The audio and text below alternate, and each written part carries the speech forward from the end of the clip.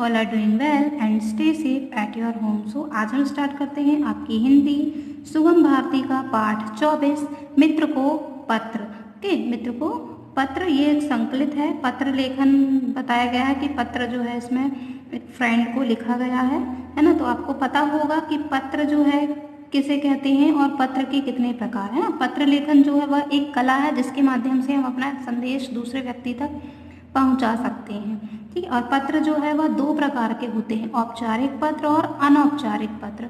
Okay, तो औपचारिक पत्र है ना, फॉर्मल लेटर जिसे बोलते हैं। तो औपचारिक पत्र वे होते हैं जिन्हें हम पर्सनली नहीं जानते, जिनके साथ हमारे निजी संबंध नहीं होते, उन व्यक्तियों को हम लिखते हैं, जैसे फॉर एग्जांपल अधिकारी वर्ग को। ओके, फिर है अनौपचारिक पत्र, जिनके साथ हमारे निजी संबंध होते हैं उनको हम अनौपचारिक पत्र लिखते हैं, जैसे हमारे माता पिता, भाई बहन, दोस्त है ना, रिश्तेदारों को, तो उन्हें अनौपचारिक पत्र लिखते हैं। और हाँ, औपचारिक पत्र में क्या होता है कि हम बीच में विषय लिखते हैं। आपको पता होगा जैसे आप भी एप्लीकेशन लिखते हैं तो बीच में हम विषय को जो दर्शाते हैं, और अनौपचारिक पत्रों में हम विषय को नहीं दर्शाते हैं। तो आप यहाँ देखेंगे ये जो पत्र है वह क्या है, अनौपचारिक पत्र है जो फ्रेंड को लिखा गया है। ठीक है, चलिए हम स्टार्ट करते हैं। ये एड्रेस दिया हुआ है 15 जवाहर मार्ग मंडला, दिनांक 25 मई 2008।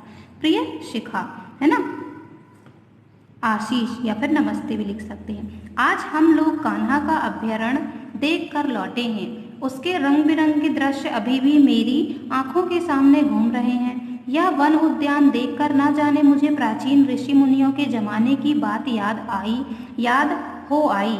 ऋषि मुनि जिन वनों में आश्रम बनाकर रहा करते थे उनमें वन्य पशु पक्षी पूरी आज़ादी से रहते थे। उन्हें ना कोई सताता था ना कोई मारता था। ऋषि मुनि उन्हें बहुत प्यार करते थे। कान्हा में भी कुछ ऐसा ही प्रबंध है। यहाँ वन्य पशु पक्षी निडर होकर अपनी जीवन सहज ढंग से बिता सकते हैं। मुझ जैसे शहरी लड़कों के लिए यह बड़े अचंभे की बात थी। वन्य पशुओं के बारे में हमारे मन में कितना चाव रहता है। हम लोग उन्हें देखने के लिए कितना तरसते हैं। सर्कस आ जाए तो कहना ही क्या, लेकिन सर्कस के जानवर पिंजड़े में बंद रहते हैं। उन्हें देखने में वह आनंद कहाँ जो यहाँ है।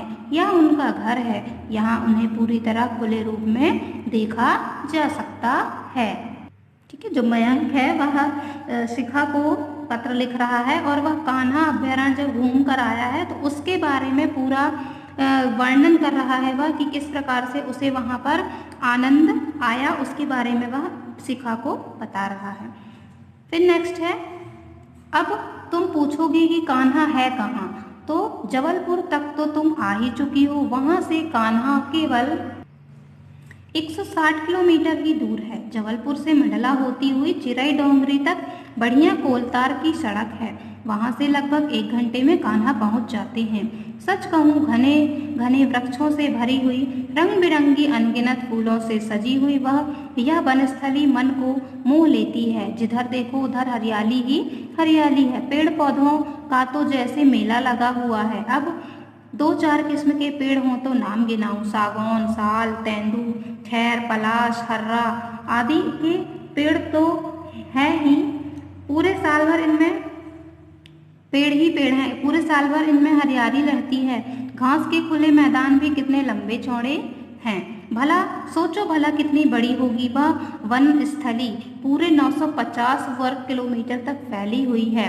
कुछ स्थानों पर इसे कांटेदार तारों से घेरा गया है। इसकी देखभाल करने के लिए अनेक अधिकारी और कर्मचारी रखे गए हैं। ठहरने का भी बड़ा अच्छा प्रबंध है। यहाँ प्रवेश द्वार पर ही एक डाक बंगला है। कान्हा देखने आए प्रवेश पत्र की जरूरत पड़ती है। कान्हा देखने के लिए प्रवेश पत्र की जरूरत पड़ती है।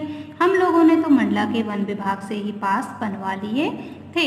तुम्हारे मन में यह सवाल जरूर उठ रहा होगा कि हम लोगों ने 950 वर्ग किलोमीटर की सैर पैदल कैसे की। यहाँ उद्यान में 125 किलोमीटर लंबी सड़कें बनाई गई है। जीप में बैठकर हम लोगों ने सैर की, बड़ा आनंद आया। वन्य पशुओं की शोभा निराली है। हवा की रफ्तार से भागने वाले चंचल हिरणों के झुंड कहीं दिखाई दे जाते हैं, है ना। ये देखिए हिरण दिए हुए यहाँ पर। आदमियों की भीड़ देखकर अब वे चौंकते नहीं। 12 सिंहों का तो ठाठ ही निराला है। श्रवणताल की ओर जाओ तो झुंड के झुंड आराम से लेटे बैठे दिखाई दे जाते हैं। छोटे छोटे सींग वाले नीलगाय तो यहाँ की विशेषता हैं। कभी कभी रीछ महाराज भी डोलते डोलते तालाब की ओर दिखाई दे जाते हैं। पहाड़ी इलाकों की ओर बढ़ो तो सांभर मिलते हैं। विशाल शरीर वाले मोटे तगड़े भैंस भी हमने यहीं देखे। गर्मी के दिनों में ये मैदानों में आ जाते हैं। उद्यान में चीतल भी दिखाई दे जाते हैं। 50-50 के या इससे भी अधिक के झुंड में ये चरते विचरते या शाल वृक्षों के नीचे आराम करते नजर आते हैं। दोपहर के समय जब धूप तेज हो जाती है तो अधिकांश जानवर घने वनों में चले जाते हैं। शाम के समय फिर बड़ी संख्या में दिखाई देने लगते हैं। और फिर वनराज, पिंजड़े में कैद शेरों की तुलना में वह कितना अलग है। उसका शरीर शानदार होता है, अंगों से ताकत झलकती है। भयानक होने के बाद भी प्रभावित करने वाली उसकी रचना सचमुच एक नया अनुभव था। हम लोगों ने जीप में से उसे देखा। ना वह चौंका ना डरा। उसने एक दहाड़ मारी, सारा जंगल कांप उठा, पत्ता पत्ता हिल गया। हाथी तो हमने बहुत निकट से देखा।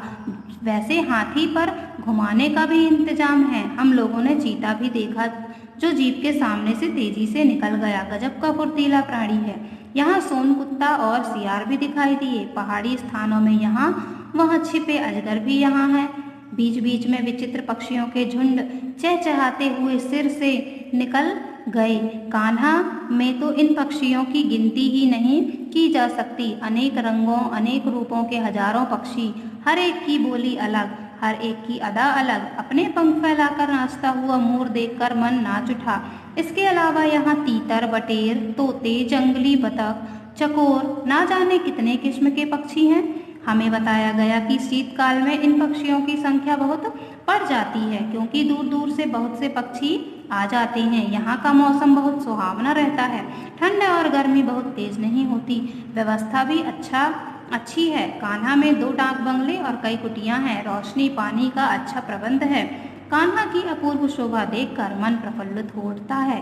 वहां से जाने को मन नहीं करता। अगले वर्ष तुम भी कान्हा जरूर देखना। माँ और पिताजी को सादर प्रणाम। नंदू को खूब प्यार, तुम्हारा भैया मयंक।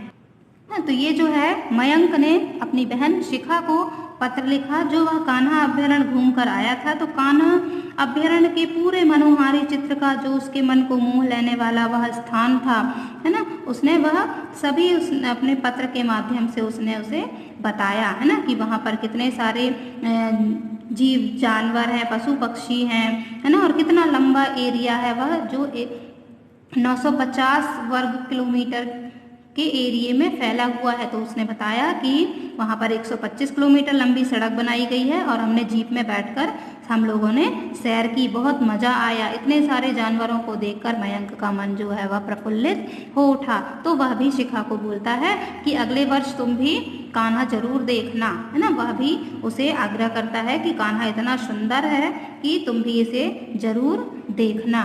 ओके स्टूडेंट्स, तो आप इसे फिर से एक बार अच्छे से रीड करिएगा इस चैप्टर को, है ना। इसमें जो है कान्हा अभ्यारण्य के बारे में बताया गया है, वहाँ के मनमोहक दृश्यों के बारे में, वहाँ मिलने वाले जानवरों के, पशु पक्षियों के बारे में बताया गया है। तो आप इसे फिर से एक बार पढ़िएगा। और ये जो शब्दार्थ दिए हुए पाठ में आए कठिन शब्द जो है, तो आप इस शब्दार्थ के माध्यम से इनका अर्थ जो है समझ सकते हैं। ओके, हम नेक्स्ट वीडियो में अपनी एक्सरसाइज कंप्लीट करेंगे। Okay students, bye bye, have a good day.